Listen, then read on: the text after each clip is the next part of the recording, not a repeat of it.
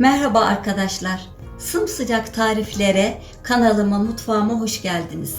Bugün sizlere Meksika fasulyeli piyaz yapacağız. İsterseniz buyurun başlayalım. Kuru fasulyemizi, Meksika fasulyelerimizi bir bardak su bardağıyla şöyle 250 mililitrelik kuru fasulyem var. Aynı bardakla da 1,5 bardak Meksika fasulyem var.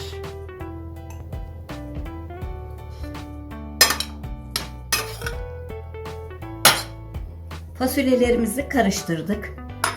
Şimdi burada 2 orta boy soğanım var. Piyazlık doğranmış. Burada bir büyük köy biberim var, yeşil. Burada 2 tane küçük kapya biberim var.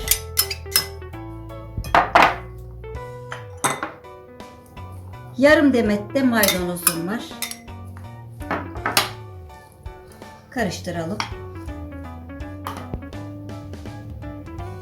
1 tatlı kaşığı,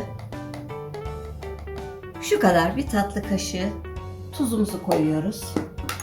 Burada 1 çay kaşığı sarımsağım var. Sarımsak tozum. Eğer sizde yoksa 2 diş sarımsak koyabilirsiniz.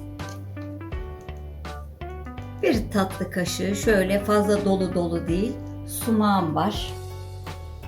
1 çay bardak 200 mililitrelik çay su bardağından 2 parmak eksik zeytinyağım var. Şöyle zeytinyağı. 2 tane limon suyum var. Karıştırıyoruz.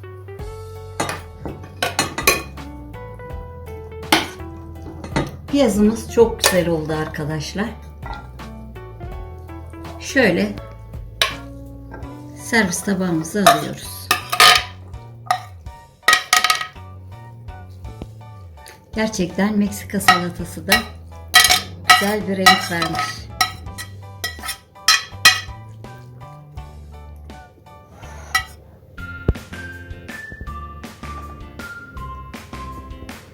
Şöyle domateslerimizle, kokteyl domatesler çok tatlı.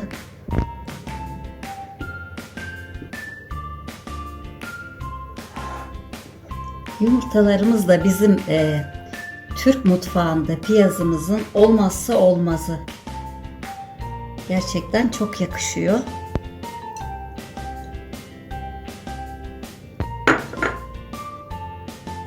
Ve zeytinlerimiz.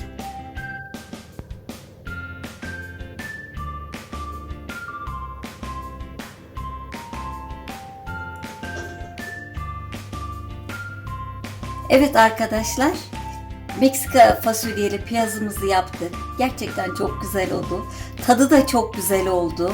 Yaparsanız aynı ölçülerde yapın. İnşallah bir deneyin. Yorumlarınızı bana yazın. Birlikte okuyalım. Buraya kadar beni izlediyseniz, halen abone değilseniz abone olup kanalıma destek olabilirsiniz. Tekrar görüşmek üzere. Hoşça kalın.